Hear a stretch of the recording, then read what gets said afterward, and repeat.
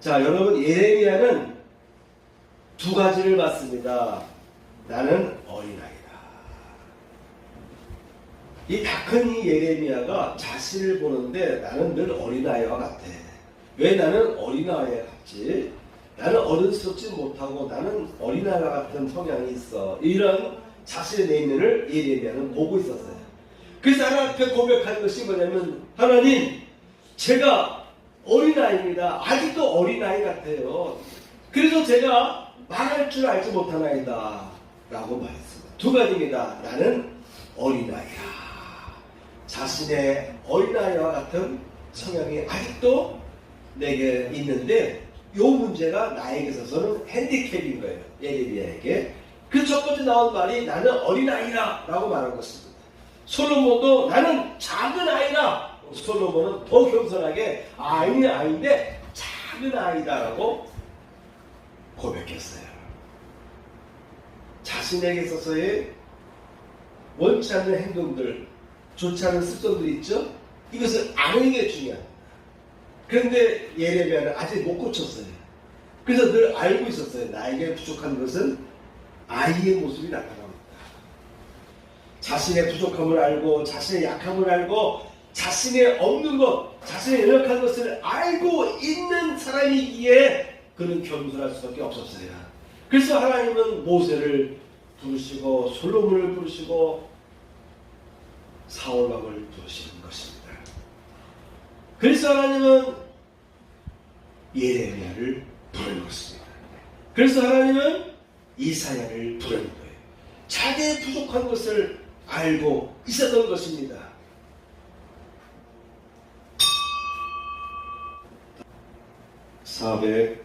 (495장입니다)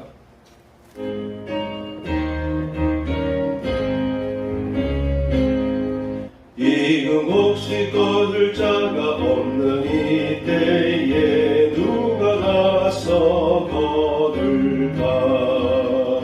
내가 어찌 게으르게 앉아 있을까? 어서 가자 맞으러 보내주소서 보내주소서. 제가 숯불 내 입술에 대니 어찌 주저할까? 주여 나를 보내주소서. 주가 두루 다니시며 일꾼 부르다 따르는 자 적도다. 보라 주의 사랑하는 익은 곡식을 어서 거두러 가자. 보내주소서 보내주소서. 제가 숯불 내 입술에 대니 어찌 주저할까? 주여 나를 보내주소서.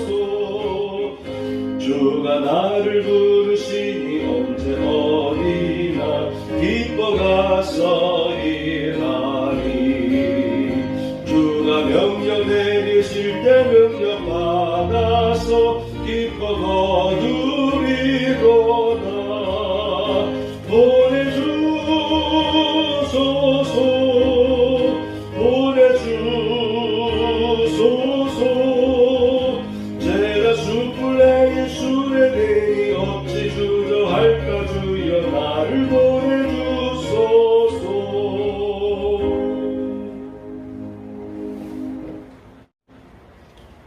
성경 본문을 보겠습니다. 오늘 본문은 이사야서 6장 1절에서 8절까지입니다. 아멘. 제목을 보시겠습니다. 나는 입술이 부정한 사람이요 어린 아이라. 연휴를 잘 지내셨죠? 저희도 바쁘게 연휴 기간을 보냈습니다. 오늘은 이사야서와 예레미야서 두 성경 말씀을 연결해서 말씀을 전하려고 합니다. 본문 이사야서는 6장 1절에서 8절까지의 말씀이고요. 예레미야서는 1장 4절에서 9절까지의 말씀입니다. 이사야서에서는 나의 입술은 부정한 입이라고 이사야가 고백한 내용이 나오고요. 예레미야서에서는 저는 어린아이입니다. 말할 줄 모릅니다. 이러한 내용이 나옵니다. 그래서 이사야서와 예레미야서를 연결해서 나는 입술이 부정한 사람이요 어린아이라 라는 제목으로 정하였습니다. 본문 이사야서에 나오는 내용은 우시야 왕 때에 남유다 왕국 우시야 왕 때에 이사야 선지자가 환상을 본 것입니다. 본문 내용에 보면은 내가 본즉 주께서 높이 들린 보좌에 앉으셨는데 그의 옷자락은 성전에 가득하였다라고 묘사하고 있습니다. 주께서 들린 보좌에 높이 들린 보좌에 앉으시고 그의 옷자락은 성전에 가득한 상황이 있었는데 2절 보면은 스랍들이라는 내용이 나옵니다.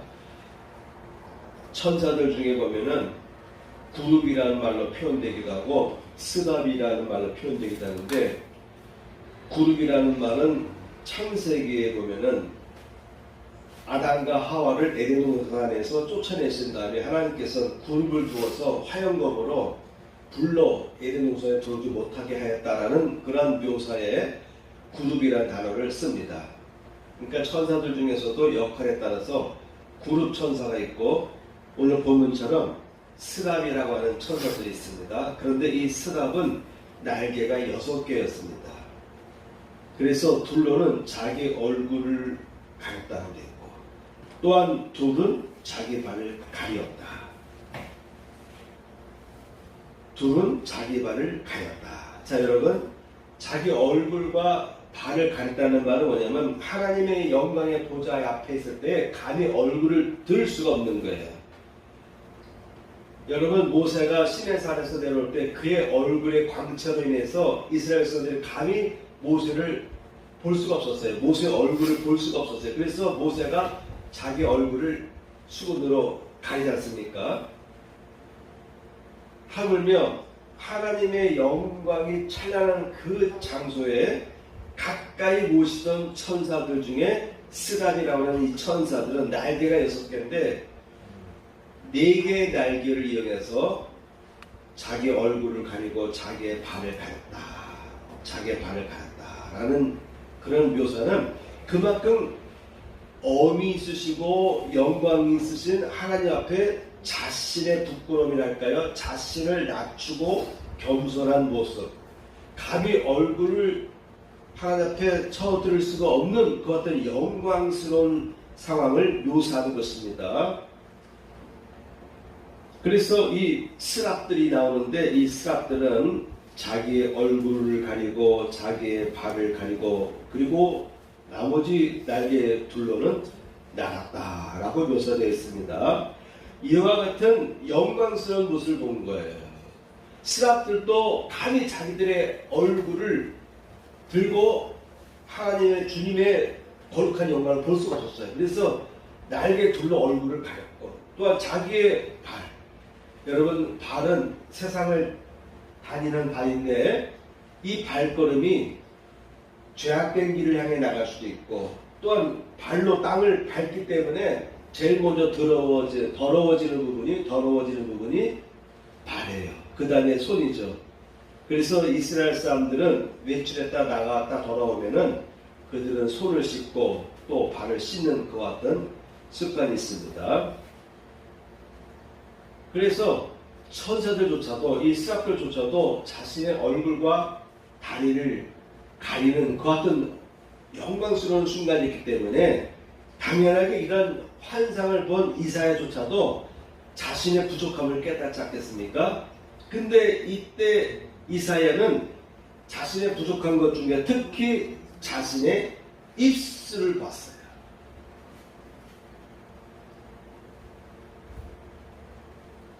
천사들이 말하기를, 스랍들이 말하기를 거룩하다 거룩하다 거룩하다 만군의 여호와여 그의 영광이 온 땅에 충만하도다 충만하도다 라고 선포할 때에 그 어떤 소리로 말미암아서 문지방의 터가 요동하고 성전의 연기가 가득하였다. 하나님께서 임재하실 때는요, 연기, 특히 하얀 연기, 구름 같은 연기가 가득합니다. 언제 그랬을까요? 솔로몬이 예루살렘 성전을 완성하고 나서. 그래서 봉헌할 때도 하나님의 연기가, 하나님의 그 영광이라 하죠. 그래서 구름은 영광을 상징합니다. 신비잖아요. 여러분, 우리가 산에 높은 산에 가면, 비 오는 날에 산에 올라가면 산봉우리들을 구름이 감싸잖아요. 그 모습 참 신기하죠. 그와 같이 하나님께서 자신을 드러내실 때 솔로몬 성전에서 연기로 가득하게 해서 제사장들조차도 그 어느 누구조차도 감히 성전에서 제대로 서 있을 수 없을 정도로 그만큼 앞뒤가 구분이 안 가는 것이죠. 그래서 구름은 영광을 나타내는 하나님의 현존의 묘사가 되기도 합니다. 그래서 이사야가 묘사하기를 문지방에 터가 요동하였다. 천사들의 이 찬양을 통해서, 외침을 통해서 문지방의 터가 요동하고 성전에는 연기가 가득하였다 라고 묘사하고 있습니다. 그런 상황이 되니까 이사야는 자신을 보게 되는 거예요. 스랍들도 자신의 얼굴을 가리고 자신들의 이 발을 가렸는데 이사야는 자신의 입에 주목합니다. 자신의 입술에 주목하였습니다. 이와 같은 성경 내용을 이해하시고 오늘 말씀을 들으시기 바랍니다. 첫 번째 항목입니다. 겸손한 입술을 택하신다 라고 하는 것입니다. 여러분, 이 본문을 갈피해 놓으시고요. 예레미야서, 그 다음에 보시면 예레미야서가 있는데 예레미야서 1장을 보시기 바랍니다. 성경에서 이 유명한 예언자 이사야와 예레미야가 하나님의 사명을 받을 때, 하나님으로부터 특별한 사명을 받고 기름 부음을 받는 그럴 때에 이 두 사람의 반응에 대해서 보도록 하겠습니다. 찾았죠? 5절 보면은 하나님께서, 여호와께서 예레미야에게 말씀하신 거예요. 내가 너를 모태에 짓기 전에 너를 알았고, 모태에 너를 짓기 전에, 임신하기 전에, 수정되기 전에 알았다. 요즘에 과학이 발전해서 아이 못 낳은 사람들 시험관 아이를 낳을 때 보면은 건강한 정자를 구분해서 수정시킨다는 얘기를 들었거든요. 오늘날도 그렇습니다. 그런 이야기들이 있어요. 하나님은 이미 모태에서 짓기 전에, 수정되기 전에, 또한 모태에서 수정된 생명이 막 세포 분열하지 않습니까? 그래서 장기들이 형성되기도 전에 너를 알았다. 너를 알았다. 라고 이해하시면 되겠습니다. 내가 배에서 나오기 전에 너를 성별하였다. 이미 태 속에서 사람의 운명이 결정된 거예요. 하나님께서는 이미 태 속에서부터 그 아이를, 이사야를 구분하고 선별하고 선택하셨다라고 하는 것입니다. 여러분, 살다가 우리가 예수를 알면서 주님으로부터 우리가 쓰임받고 부름받을 때도 있지만, 부모님이 하나님을 믿는 경우일 때, 부모님이 하나님을 믿는 경우일 때, 태 속에서 이미 하나님이 선택하고 구분하고 나의 앞에 나아갈 그 길을 이미 하나님께서 사명을 주실 때가 있다라고 하는 것입니다. 뱃속에서 나오기 전에 너를 성별하였고 너를 여러 나라의 선지자로 세웠다. 이미 선지자로 세우시려고 하나님께서는 이미 태 속에서부터 이미 결정을 했습니다. 그래서 태교가 중요한 거예요. 아이를 갖기 전에도 중요한 것이고요. 아이를 갖고 나서도 이 태아가 뱃속에서 나올 때까지도 대단히 중요합니다. 그때까지는 부모의 영성이 태아에게 결정적으로 영향을 끼칩니다. 그렇죠? 유전되잖아요. 그래서 좋은 인자들이 유전되고 발전될 수 있는 그 같은 과정이 있는데 하나님은 이와 같이 태 속에서부터 이제 사람을 구분하시고 선택하셨다고 하는 것입니다. 그 소리를 들었을 때, 자 여러분 이런 소리를 들었을 때 여러분 어떨까요? 마리사님에게 이와 같은 하나님의 음성이 들렸으면은 어떤 반응이 날까요? 여러분 우리는 이와 같은 비슷한 이야기를 우리가 듣게 되면은 황홀하지 않겠어요? 내가 이러한 사람이었다니, 내가 이와 같은 은혜를 받았다니 라고 하면서 우리가 기쁠 수밖에 없고 놀라울 수밖에 없는데 예레미야의 반응은, 첫 번째 반응은 뭡니까? 6절 말씀, 내가 이르되 슬프도소이다 주 여호와여 보소서 나는 어린아이라 말할 줄을 알지 못하나이다 라고 고백했어요. 예레미야는 오히려 슬퍼했어요. 왜냐하면 자신을 너무나 잘 알았기 때문에 그랬습니다. 자신에게 부족한 것이 있어요. 말주변이 부족한 거예요.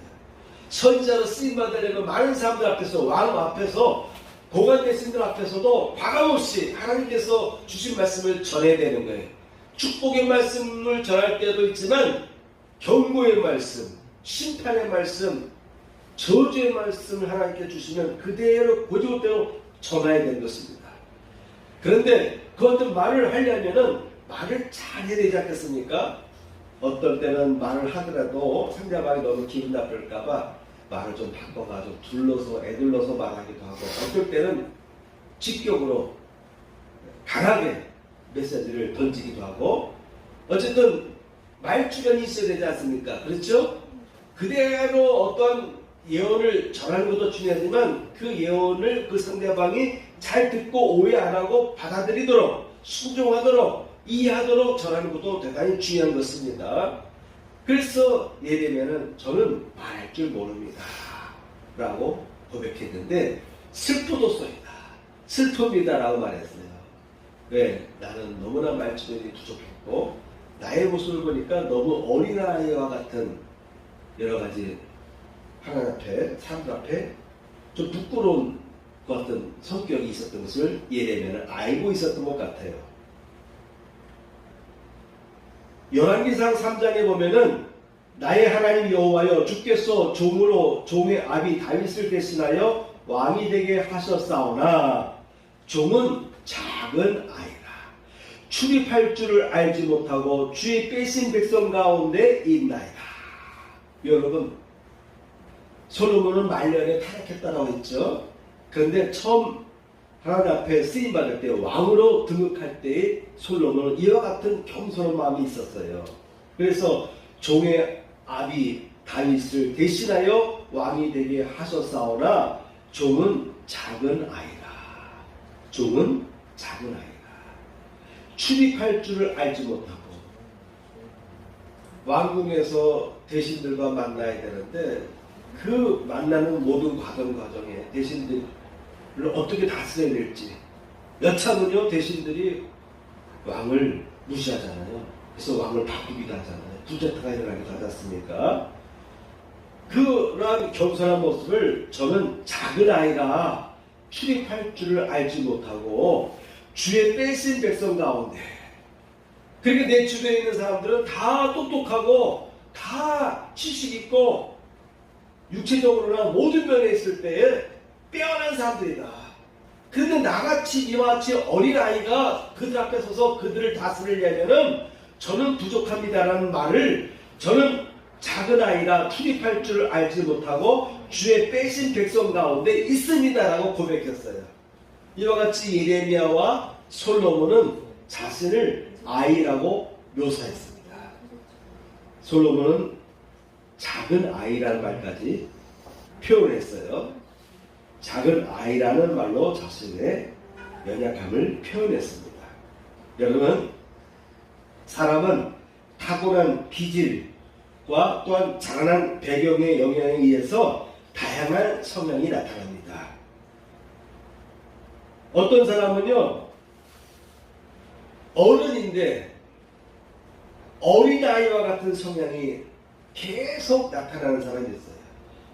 이미 나이가 40대, 50대, 60대인데도 어떤 분들은 70대인데도 물론 이런 말이 있습니다. 사람이 나이를 많이 먹으면 늙으면 어린아이와 같다라고 어린아이같이 된다라고 하는데 그런 내용보다는 막 세상에서 살아갈 때에 한참 왕성하게 일해야 될 40대거나 50대거나 60대인데 가끔 이해 못할 만한 행동들이 표출될 때가 있어요. 어린아이와 같은 행동들이 표출될 때가 있어요. 어린아이와 같이 짜증을 내거나 어린아이와 같이 참지 못하거나 어린아이 같은 어떤 뭔가의 액션을 취하는 그런 경우가 있습니다. 그것은 어릴 때의 그 성격이 고착이 돼가지고 그 성격이 나이를 먹으면서 변화돼야 되는데 그렇죠? 사춘기 되면서 사람이 바뀌어요. 음성이 바뀝니다. 그렇죠? 이와 같이 사춘기 과정을 통하면서 사람은 뭔가 자꾸 바뀌게 돼 있어요. 신체적인 외형도 바뀌고요. 성격도 바뀌고 그렇죠? 그래서 제일 위험할 때가 사춘기 때. 그때 잘 통과하지 못하면 성격이 삐뚤어지기도 하고 그때 잘 통과한 사람은요 성격이 아주 완만하게 더 강하게 든든하게 그의 인격이 형성되어 가지고 자라는 것을 보게 됩니다. 그래서 이 자라는 과정에서 특히 어린아이와 같을 때 유아기 때 또는 초등학교 때의 그 성격들 중에서 어떤 모습이 어떤 사람은 새침대는 그 모습이 어릴 때 있었는데 그것이 어른이 돼서도 늘 새침대가 되는 사람도 있을 거예요. 그렇죠? 그래서 어릴 때의 모습의 어떤 특징과 성향이 어른이 돼서까지 계속 나타나는 사람이 있습니다. 또 어떤 사람은요 초등학교 때 또는 중고등학교 때 그 행동을 보면 꼭 어른을 보는 것 같은 그런 어린아이가 있고 또한 청소년이 있는 경우를 보게 됩니다. 그래서 좋게 말하면 쟤는 어른스럽다라는 말을 하는데 너무 어릴 때부터 어른스럽게 행동하는 아이들이 있을 거예요. 그렇죠? 어떨 때 보면은 지금 저 아이는 막 자라나기 때문에 실수도 하고 밟고 해맑아야 되는데 마치 40대, 50대의 그런 안정된 모습이랄까요? 그런 사람들의 성격이 모습이 어린아이에게서 초등학생 또는 중고등학교 학생에게 나타날 때가 있습니다. 중요한 것은요 나에게 어떠한 성향이 있는지를 발견하는 것이 좋습니다. 어린아이 성향이든 어른의 성향이든 아니면 기타 다른 여러 가지 성향들이 각 사람에게는 있는데요. 자라나는 환경에 따라서 그 기질에 따라서 다양한 성향들이 나타나요. 습성들, 성격들이 나타나는데 중요한 것은 내게 어떠한 성향, 어떠한 습성, 어떠한 특징이 있는지를 아는 게 중요해요. 알면 다 해결되는 거예요. 병도요, 마음의 병도요. 내게 어떤 문제로 인해서 내가 어떤 문제로 인해서 어떤 고통을 당하고 있다는 것을 알면요 문제 해결된답니다. 우울증도요 내게 지금 현재 문제가 무엇인가를 정확하게 인식하는 사람은 우울증도 극복할 수가 있어요. 그래서 나에게 어떠한 성향이 지금 나타나고 있는데 어떤 성향은 너무 안 좋은 방향으로 어떤 성향은 이미 때가 지났는데 여전히 그런 성향이 계속 나에게 나타나고 있다. 이런 것들을 내가 볼 수 있어야 됩니다. 그래서 부족한 것을 채워나가고 바꿔나가고 어떤 것은 높이고 어떤 것은 낮추고 그런 과정을 통해서 사람은 인생을 살아가면서 인격이 형성되는데 좋은 인격, 건강한 인격으로 형성되는 거예요. 그런 과정에서 어떤 부분을 놓치게 되면은 그 부분이 어른이 돼서도 나타나기도 하고 그런 것이죠. 자, 여러분 예레미야는 두 가지를 봤습니다. 나는 어린아이다. 이 다 큰 이 예레미야가 자신을 보는데 나는 늘 어린아이와 같아. 왜 나는 어린아이와 같지? 나는 어른스럽지 못하고 나는 어린아이와 같은 성향이 있어. 이런 자신의 내면을 예레미야는 보고 있었어요. 그래서 하나님 앞에 고백하는 것이 뭐냐면, 하나님, 제가 어린아이입니다. 아직도 어린아이 같아요. 그래서 제가 말할 줄 알지 못하나이다 라고 말했습니다. 두 가지입니다. 나는 어린아이라. 자신의 어린아이와 같은 성향이 아직도 내게 있는데, 이 문제가 나에게 있어서는 핸디캡인 거예요. 예레미야에게. 그 첫 번째 나온 말이 나는 어린아이라 라고 말한 것입니다. 솔로몬도 나는 작은 아이라. 솔로몬은 더 겸손하게 아이인데 작은 아이다 라고 고백했어요. 자신에게 있어서의 원치 않는 행동들, 좋지 않은 습성들이 있죠? 이것을 아는 게 중요합니다. 그런데 예레미야는 아직 못 고쳤어요. 그래서 늘 알고 있었어요. 나에게 부족한 것은 아이의 모습이 나타납니다. 나에게는 왜 이렇게 좀 어른스럽지 못하고 때에 따라서 남 앞에 부끄러울 수밖에 없는 그런 행동들을 내가 가끔 하는데 왜 나는 여전히 이 모습을 이겨나지 못하나? 이것이 고민이었을 거예요. 중요한 것은 뭐라고요? 아는 게 중요한 거예요. 나에게 어떤 문제가 있는 것을 알고 있는 것이 중요한 것입니다. 알고 있기 때문에 그 성향과 환경에 의해서 결정된 것이기 때문에 이것이 오랜 세월 동안 고착되어 있던 것이기 때문에 금방 고쳐지질 않아요. 그러나 노력할 수 있어요. 그런 행동이 나타날 때마다 나타나려고 하는 순간에 억압을 하든가 다스리든가 이미 그런 행동이 나타났으면 반성을 하고 다시는 그런 행동을 하지 않도록 내 마음에 다짐을 하기도 하고 그리고 이러한 행동을 내가 고쳐나가려고 노력하는 그런 과정이 있어야 되는데 이것이 한순간에 해결되지 않습니다. 그래서 예레미야에게는 여전히 이 문제를 알고 있었지만 그에게는 가끔 그와 같은 약점들이 드러나고 있었던 것이에요. 중요한 것은 뭐라고요? 그 약점들을 알고 있는 것이 중요하다. 이어서 예레미야는 말합니다. 저는 말주변이 없어요. 어린아이와 같아요. 말하는 것이 꼭 어린아이와 같습니다. 여러분 가끔 우리가 말하잖아요. 쟤는 말하는 것이 꼭 어린아이 같아. 이렇게 말할 때도 있는데 예레미야는 그렇게 고백한 거예요. 하나님 저는 말하는 것이 어린아이 같습니다. 저는 말할 줄 몰라요. 말주변이 없습니다. 라고 고백했던 것입니다. 모세의 경우를 볼까요? 출애굽기 4장에 보면은 모세가 여호와께 고하되 주여 나는 본래 말이 능치 못한 자라.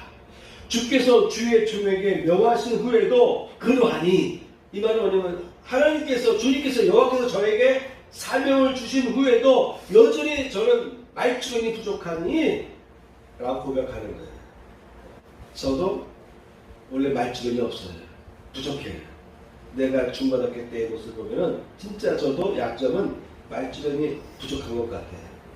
그런데 왜 저를 부르셨는지 이해가 안 돼요.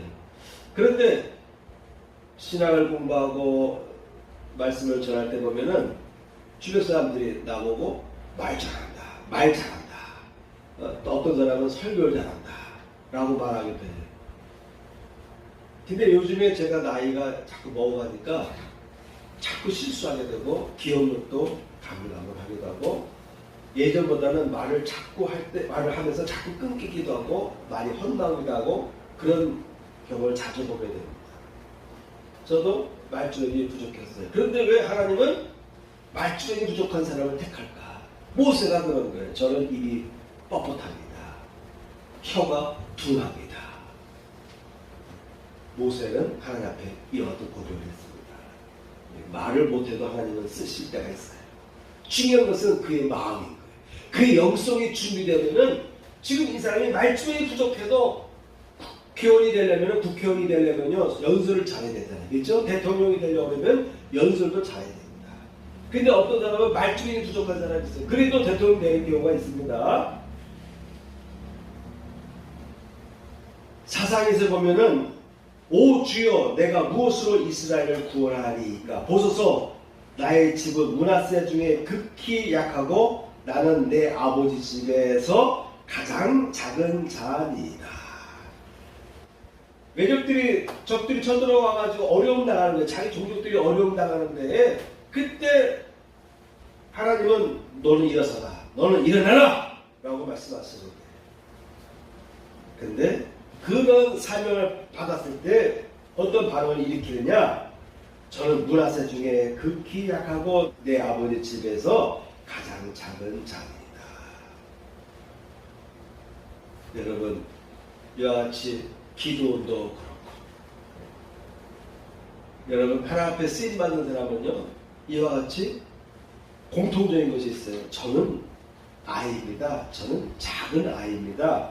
저는 우리 집에서도 가장 작은 아이입니다. 솔로몬도 비슷한 고백하지 않습니까? 저는 작은 아이라 주님을 알지 못합니다. 그런데 하나님은 그런 사람들을 붙드시고 그런 사람들을 부르시고 들어 쓰시는 것입니다. 사무엘상 보면은 사울이 대답하여 가로되 나는 이스라엘 지파의 가장 작은 지파 베냐민 사람이 아니오며 나의 가족은 베냐민 지파의 모든 가족 중에서 가장 미역하지 아니하나이까 당신이 어찌하여 내게 이같이 말씀하시니까. 여러분, 사울 왕도, 이스라엘 초대 왕 사울 왕도 처음에 이렇게 왕으로 쓰임 받을 때, 부름을 받을 때는요, 이와 같이 겸손했어요.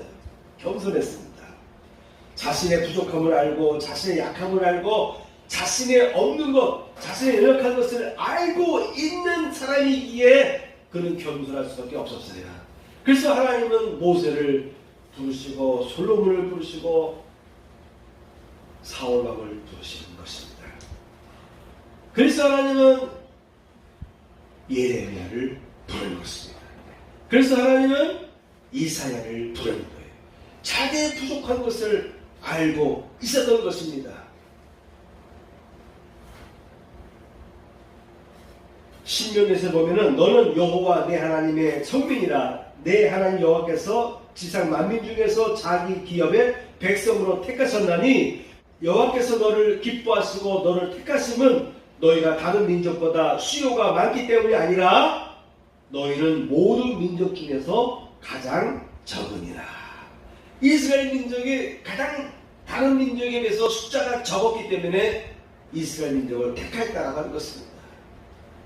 우리나라 주변에 보면은 다 우리보다 국가 영토, 나라 영토나 국민수가 더 커.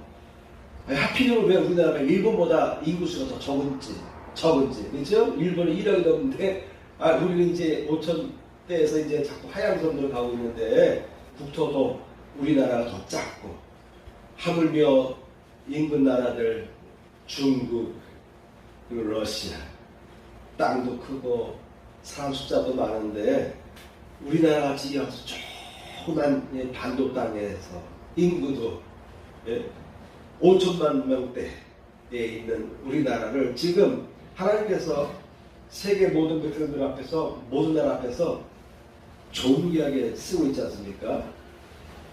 지금까지 우리나라가 이와 같이 발전하는 것을 보면 기가 막힌 건 놀랄 수밖에 없어요. 하나님은 이와 같이 이스라엘 민족에게 사명을 주시고 택할 때도요, 다른 모든 민족 중에 너희의 인구 숫자가 더 적었다. 가장 적었다. 그래서 나는 너를 택하였다. 이 말은 뭐냐면, 택하신 것은 겸손하게 하기 위해서, 하나님의 역사하시는 능력을 나타내기 위해서. 만일 그의 숫자가 가장 많은 민족이었으면요, 하나님 인정하겠어요? 우리가 인구수가 많아서, 우리가 키가 장대해서, 우리가 무기 경제력이 막강하기 때문에 지금 이와 같이 우리가 세계적으로 우리가 쓰임받는 거야 라고 말할 것 같으니까, 하나님은 제일 연약한 이스라엘 민족, 그리고 우리나라, 이 조그만한 이 땅덩어리에 있는 우리 대한민국을 세계에서 우뚝 서고 계신 것 같습니다. 자, 문제는 해결책입니다. 너는 그들을 인하여 두려워 말라. 내가 너와 함께하여 너를 구원하리라. 중요한 것은 네가 지금 너는 어린아이와 같다라고 말할 주변이 없다라고 말을 제대로 할 수 없다라고 말을 하지만, 나는 성격이 내성적이라 많은 사람들 앞에 나설 수가 없어요. 더구나 나는 말주변도 부족합니다. 어린아이와 같아요. 그런데 하나님께서는 말씀하십니다. 두려워 말라. 내가 너와 함께하여서 너를 구원해 줄 것이다. 그러면서 여호와께서 그 손을 내밀어 내 입에 대시며 내게 이르시되 보라 내가 내 말을 내 입에 두었노라. 하나님께서 그의 능하신 손으로 내 입을 터치하실 때에 내 입에서 이제 변화가 일어나기 시작합니다. 생각이 바뀌기 시작하고 이제 어른스럽고 민첩하고 논리적이고 쾌적하게 말씀을 전할 수 있는 입술의 능력으로 바뀌어지기 시작한 거예요. 왜? 하나님의 능력이 내 입에 되니. 성령이 여러분의 입술을 타치할 때 말할 줄 모르던 사람, 말할 줄 모르던 사도 바울이 말을 강력하게 할 수 있는 사역자로, 사명자로, 사도로 쓰임받기 시작합니다. 모세도 모세. 나중에 모세가 하는 말을 보면은 말 잘하더라고요. 말을 잘하더라고요. 왜? 그의 입술에 성령이 함께 하시기 때문에 말주변이 부족한 사람이에요. 여러분 혹시 나에게 뇌 기능이 있어서 기억력이 부족한 사람이 있습니까? 입술에 표현력이 부족한 사람이 있습니까? 부족한 것을 하나님께 고백하세요. 중요한 것은 아는 게 중요한 거예요. 나에게 이런 부족한 모습이 있습니다. 나는 이런 것이 약해요. 도와주세요. 라고 할 때 성령께서 여러분의 입술을 터치하시고 여러분의 귀를 터치하시고 여러분의 머리에 터치하시고 안수하여 주셔서 그 부족한 것을 해결해 줄 줄 믿습니다. 아멘. 본문도 보세요. 자, 본문 말씀 좀 전하고 마치도록 하겠습니다. 본문 말씀, 이사야서 말씀. 나는 입술이 부족한 자입니다. 5절 보시기 바랍니다. 화로다 나여. 예레미야는 슬픔이다라고 말했어요. 자신을 택했다라고 하나님께서 말씀하시는데 오히려 표현은 저 슬픕니다. 저는 어린아이라 저는 말할 줄 모릅니다. 귀한 사명을 주었는데 두려워 떨려서 이와 같이 표현했습니다. 이사야는 화로다 화로다 나여 나에게 되었다. 이 거룩한 임재의 순간을 볼 때 이사야는 내가 죽게 되었다. 하늘을 보는 사람은 죽는다라고 하는 그와 같은 인식이 있었어요. 그래서 이사야는 이 거룩한 환상을 볼 때에 자신은 죽게 되었다. 망하게 되었다라고 말하면서 말하기를 나는 입술이 부족한 사람이요. 이상합니다. 예레미야도 입술에 주목해서요. 입술에 주목해서 말주변이 부족합니다. 말하는 것이 어린아이 같습니다. 말할 줄 모릅니다라고 말했는데 이사야는 저는 입이 부족한 사람이요. 죄 있다 이 말이에요. 입에서 자꾸 죄가 나온다는 것입니다. 나는 입술이 부족한 백성 중에 거주하면서 만군의 여호와이신 왕을 배웠습니다. 내 입술이 부족한 사람이요. 여러분 우리는 입술로 자꾸 죄를 짓습니다. 그렇죠? 우리 순간순간 해서는 안 된 말을 막 내뱉을 때가 있어요. 마음을 푸는 것도 사실 문제인데 마음을 푸는 것도 죄이죠. 예수님 말씀에 의하면 마음으로 품고 있는 것도 죄인데 입으로 나오는 거예요. 마음에서 푸는 것이 입으로 나오는 거예요. 그래서 나만 더럽히는 것이 아니라 내 주변 사람들까지 다 더럽히는 거예요. 내 주변 사람까지 다 상처를 주는 거예요. 예수께서 말씀했잖아요. 마음속에 있는 것이 입으로 나와서 주변을 더럽힌다라고 했어요. 그렇게 예수께서 말씀했습니다. 이사야 말합니다. 망하게 되었도다. 나는 입술이 부족한 사람이에요. 자기를 인식하는데 왜 나는 항상 말주변이 없을까? 왜 나는 항상 말에서 실수할까? 내 입에서 독이 나오고 내 입에서 누군가를 상처를 주는 말이 나오고 내 입에서 누군가를 취하는 것이 아니라 오히려 누군가를 자극시키고 누군가에게 내가 분노와 원한을 막 퍼대기도 하고 항상 내 입에서 나오는 것은 부정적인 말이 나오고 긍정의 말이 나오는 것이 아니라 늘 입에서는 불평이 나오고 원망이 나오고 화가 나오고 화가 섞여서 말이 튀어나오기도 하고 그래서 내 가족들에게 상처를 주기도 하고 내 주변 사람들에게 위압감을 주기도 하고 이사야에게도 이와 같은 약점이 있었습니다. 이렇게 쓰임받는 이사야조차도 인간이기 때문에 순간순간 스트레스가 쌓이니까 순간순간 어릴 때부터 해오던 그 잘못된 그의 입술의 입놀림이 커서도 가끔 튀어나오는 것을 보게 되는 거예요. 그래서 이사야는 자신을 봤어요. 나는 입술에 문제가 있다. 나는 입술로 죄를 많이 짓는다. 해결책이 뭡니까? 스랍 중에 하나가 부젓가락으로 제단에서 잡은 바 핀 숯을 손에 가지고 내게로 날아와서 그것을 내 입술에 대며 이르되 보라 이것이 내 입에 닿았으니 내 악이 제하여졌고 내 죄가 사하여졌느니라. 천사가 와서 그 핀 숯으로 입술을 치셨습니다. 여러분, 하나님께서 여러분을 입술을 치실 때가 있습니까? 이사야는 스스로 알았고 이 문제 때문에 고민했습니다. 그때 천사가 와서 입술을 숯불로 치셔주셨어요. 그러면서 그 입술의 죄를 사해지는 체험을 하게 하였습니다. 여러분, 내 입술의 죄로 인해서 이와 같이 환상으로 치유되는 것을 보는 것도 중요하지만 제가 용서받는 경우도 있는데요. 용서받는 경우도 있는데 이 환상이 아니라면 어떡합니까? 이 환상의 방법을 통해서 해주셨으니 그나마 나은데 만일 이런 방법이 아니라면 하나님께서 징계하시는 거 아니겠습니까? 잘못된 나가는 아이를 바로잡기 위해서 때에 따라서 성경 말씀에 의하면 채찍을 통해서 바로잡는다라고 하는데 혹시 하나님께서 다른 방법을 통해서 나의 입술의 죄악을 다룬다면 어떤 일이 벌어지겠습니까? 중요한 것은 알고 있는 것이 중요하다. 늘 알고 있고 늘 마음에 각책을 갖고 있고 해결하려고 노력하고 있고 반성하고 아니 내 입술이 이렇게 방정되지? 내 입술이 자꾸 이와 같이 못된 말을 내뱉고 있지? 그러면서 내 입술을 자꾸 치우고 가리려고 노력하고 그럼에도 불구하고 나의 어릴 때부터 이 성향 때문에 기대 때문에 자꾸 튀어나오는데 고민하고 있다라고 하면은 해결책이 있습니다. 하나님께서 도와주십니다. 이사야처럼 천사를 통해서 환상 중에 숯불로 내 입술을 찢어주셔가지고 내 입술의 죄악을 사해주는 해결도 있습니다. 해결책도 있습니다.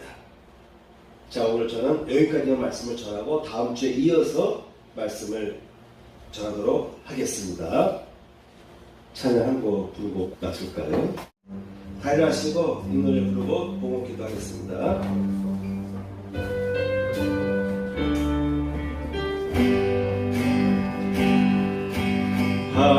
하나님께서 당신을 통해 내 마른 땅에 샘을 나게 하시기를 가난한 영혼 목마른 영혼 당신을 통해 주 사랑 알기 원하네.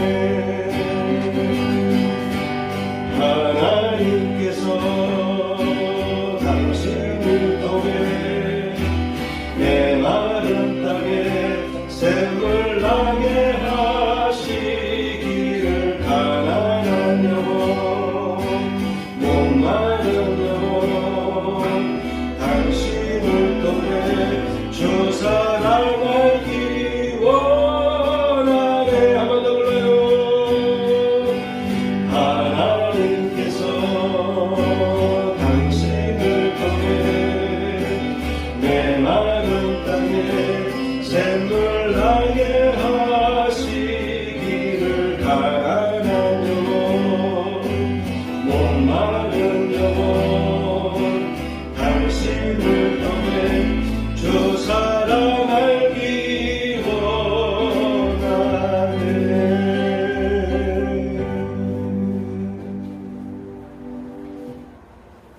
주님은 나의 죄를 속하기 위하여 십자가에서 대신 죽으셨습니다. 주여 내 죄가 사하여졌습니다. 주님은 채찍에 맞으셨습니다. 제가 치료를 받았습니다. 아멘. 가슴에 손을 얹고 봉헌 기도를 드리겠습니다. 할렐루야. 하나님 아버지 감사합니다. 오늘도 아름다운 예물들이 하나님 앞에 봉헌되었습니다. 드린 예물들을 흠양하여 주시고 복 주시되 특별히 11조를 드린 가정과 그의 손길 위에 11조의 복이 임하게 하여 주옵소서. 감사 예물과 주의 예물도 하나님께서 기쁘게 받으시며 저들의 삶 가운데 하나님의 은혜가 부어지게 하여 주옵소서. 이제는 우리 구주 예수 그리스도의 은혜와 하나님 아버지의 극진하신 사랑과 성령님의 감동감화 역사하심이 이 자리에 참여한 성도들 위해 함께 하시기를 축복하옵나이다. 아멘.